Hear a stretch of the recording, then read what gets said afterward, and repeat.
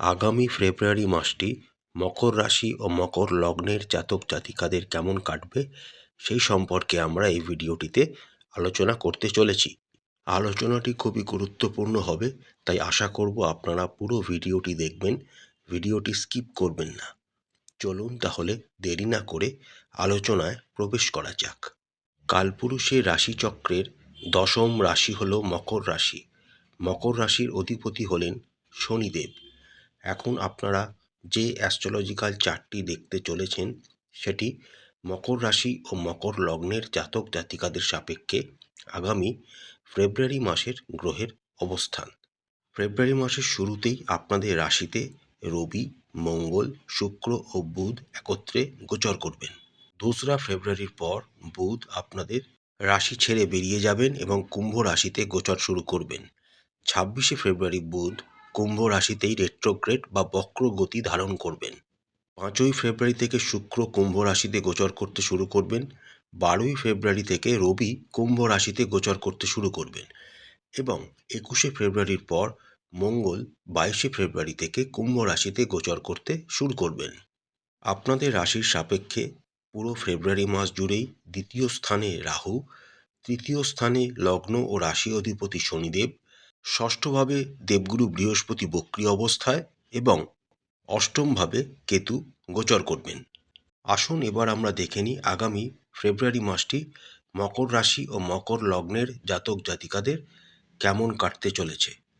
আপনাদের রাশি ও লগ্নের সাপেক্ষে দশম ভাবের অধিপতি হলেন শুক্র। মাসের শুরুতেই শুক্র আপনাদের রাশিতে অবস্থান করবেন, অর্থাৎ আপনাদের কিন্তু কর্মভাগ্য বেশ ভালোই হবে। এরপর 5ই ফেব্রুয়ারি থেকে শুক্র আপনাদের দ্বিতীয়ভাবে গোচর করতে শুরু করবেন।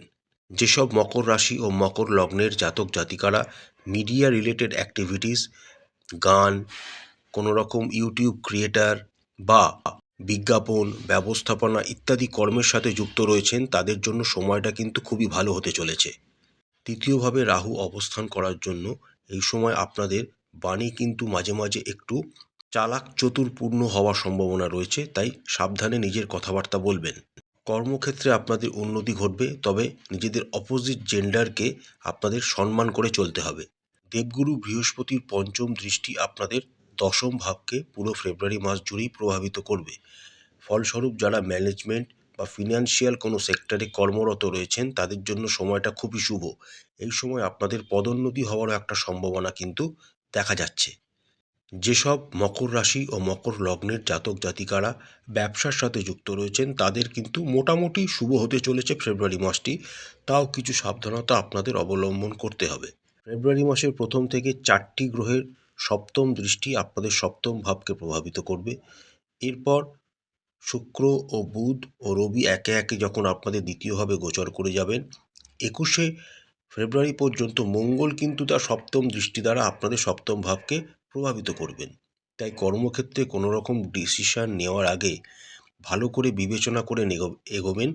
মাথা গরম করে একদম কোনো ডিসিশন নেবেন না।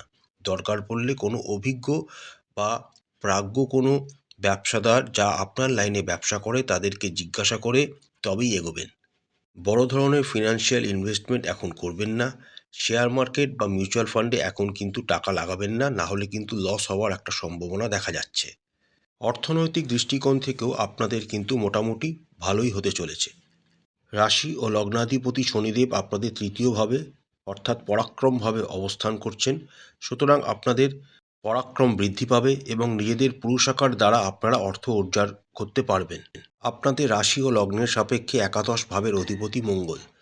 ফেব্রুয়ারি মাসের বেশিরভাগ সময়তেই মঙ্গল আপনাদের রাশিতেই অবস্থান করছেন এবং এক্সল্টেডভাবে তিনি গোচর করছেন, অর্থাৎ আপনাদের কিন্তু অর্থ উপার্জন যথেষ্ট বেশি ভালোভাবে হওয়ার সম্ভাবনা দেখা যাচ্ছে। তবে যেহেতু ষষ্ঠ স্থানে বৃহস্পতি রয়েছে, তাই আপনাদের কিন্তু ব্যয়, বিশেষ করে কোনো পারিবারিক লোকজনের জন্য অর্থ ব্যয় হওয়ার সম্ভাবনা দেখা যাচ্ছে। তাদের শরীর স্বাস্থ্যের চিকিৎসার জন্য কিন্তু অর্থ ব্যয় হওয়ার যোগ রয়েছে।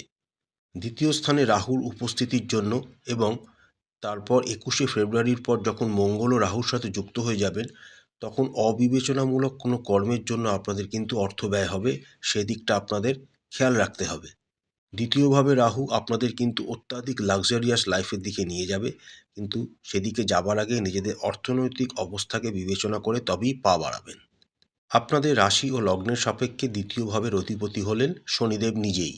শনিদেব তৃতীয়ভাবে অবস্থান করছেন, সুতরাং আপনারা যা রোজগার করছেন তার বেশিরভাগটা জমাতেও পারবেন, তবে জমানোটা কিন্তু একটু দেরি করেই শুরু হবে।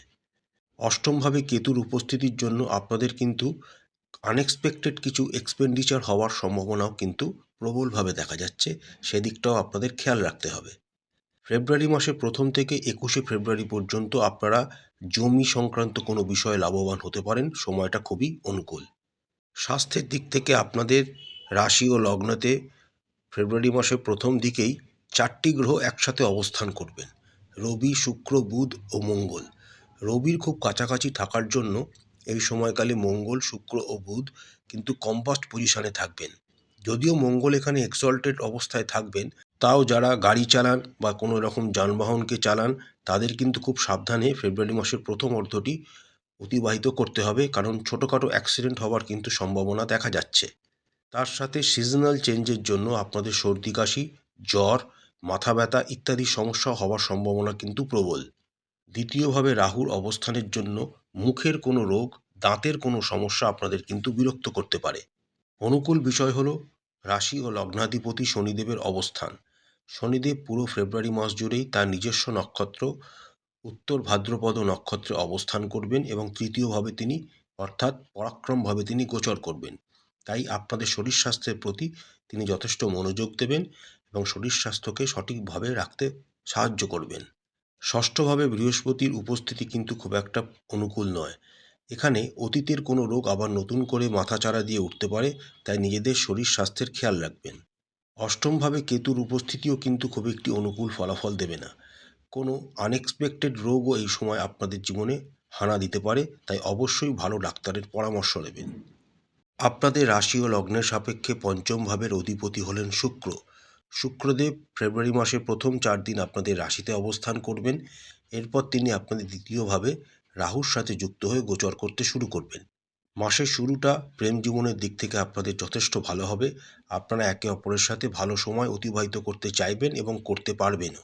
এরপর শুক্র যখন আপনাদের দ্বিতীয়ভাবে গোচর করে যাবেন এবং রাহুর সাথে যুক্ত হবেন, তখন আপনাদের মধ্যে মানসিক চাহিদার থেকে দৈহিক চাহিদা বৃদ্ধি হওয়ার কিন্তু একটা প্রবল সম্ভাবনা দেখা যাচ্ছে, তাই নিজেদেরকে সংযত রাখবেন।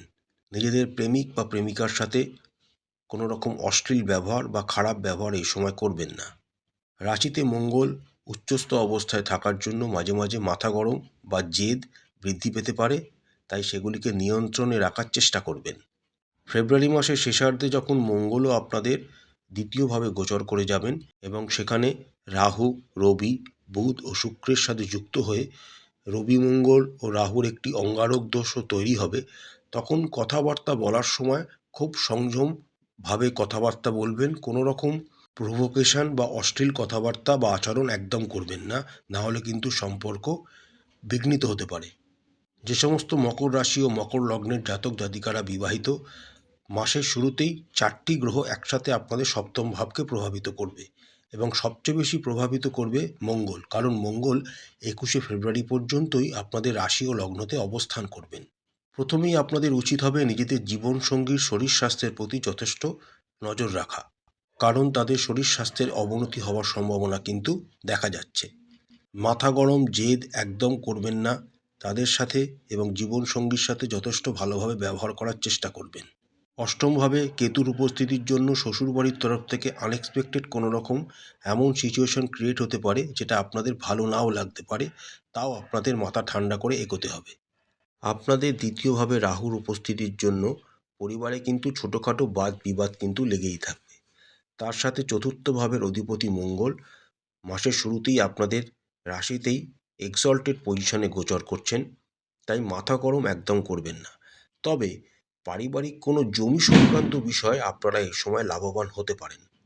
পরিবারের একত্রিতভাবে কোনো রকম জমি জাতীয় সম্পদ এই সময় আপনারা ক্রয় করতে পারেন, যার ফলে পরিবারের মান সম্মান ও সামাজিক প্রতিপত্তি বৃদ্ধি পাওয়ার একটা প্রবল সম্ভাবনা কিন্তু দেখা যাচ্ছে। ফেব্রুয়ারি মাসের একদম দ্বিতীয়ার্ধে নিজেদের মায়ের শরীর স্বাস্থ্যের প্রতি খুব নজর দিতে হবে, কারণ তাদের পড়ে গিয়ে কোনো রকম আঘাত লাগা বা রক্তপাত হওয়ার সম্ভাবনা কিন্তু প্রবলভাবে দেখা যাচ্ছে। পিতার শরীর স্বাস্থ্য আপনাদের মোটামুটি ভালোই থাকবে। দাদা, দিদি, ভাই বোনেদের সাথে সম্পর্কও আপনাদের যথেষ্ট ভালো থাকবে। ফেব্রুয়ারি মাসের শুরুতে বন্ধুদের দ্বারা কোনো রকম উপকার আপনারা এই সময় পাবেন। তারা আপনাদের বিভিন্নভাবে হেল্পও করবে। অর্থাৎ পারিবারিক বিষয়ের দিক থেকে আগামী ফেব্রুয়ারি মাসটি মকর রাশি ও মকর লগ্নের জাতক জাতিকাদের মোটামুটি ভালোই হতে চলেছে। প্রতিকার স্বরূপ আপনারা রাশি ও লগ্নাধিপতি শনিদেবের বীজ মন্ত্র প্রত্যেক দিন 108 বার করে জপ করবেন। শ্রী শ্রী মহালক্ষ্মীর যে কোনো একটি মন্ত্র প্রত্যেক দিন পাঠ করবেন। প্রত্যেক দিন হনুমান চালিসা অবশ্যই পাঠ করবেন।